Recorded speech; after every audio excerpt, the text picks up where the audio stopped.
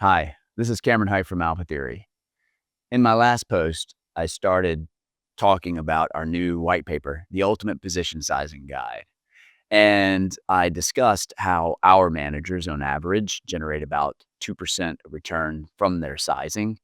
And the average fund generates about 33 basis points or 6 times better performance. In this post, I'll talk a little bit about the mechanics of why they do a better job of sizing positions. It comes down to some fairly simple things.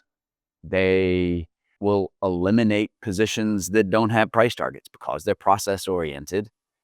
They don't own as many positions where they haven't taken the time to come up with a price target. Why does that matter?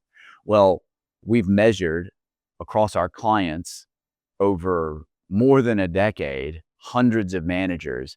The names with price targets generate about 11% of return on invested capital. The names without price targets generate about 6%. So 5% of additional return just from coming up with a price target. And it's probably because they've spent the time to think about, is this a name that I should be invested in? It comes from a little bit more complex things like what we call trading around positions. So imagine you have a $30 stock that goes to 33, back down to 27, back to 30. You own the same number of shares for the entire trip. Your total profit is zero, starts at 30, ends at 30. Well, in the alpha theory framework and process-oriented position sizing, stock goes from 30 to 33, your probability weighted return decreases, so you decrease your position size.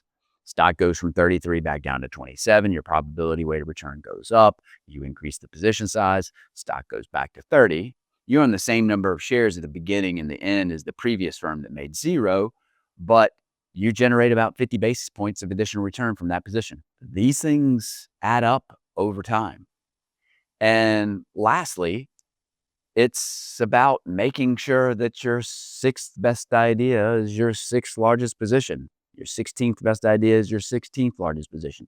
The way alpha theory works and the way process-oriented position sizers work is they have a real-time system that is telling them every name in the portfolio, what is the appropriate position size based on my rules and my research, and now compare that to the position size that I actually have. If there's a big discrepancy, I want to isolate that, figure out why, and close that gap. So those are some of the reasons why alpha theory managers outperform. And I hope you get a chance to read the Ultimate Position Sizing Guide.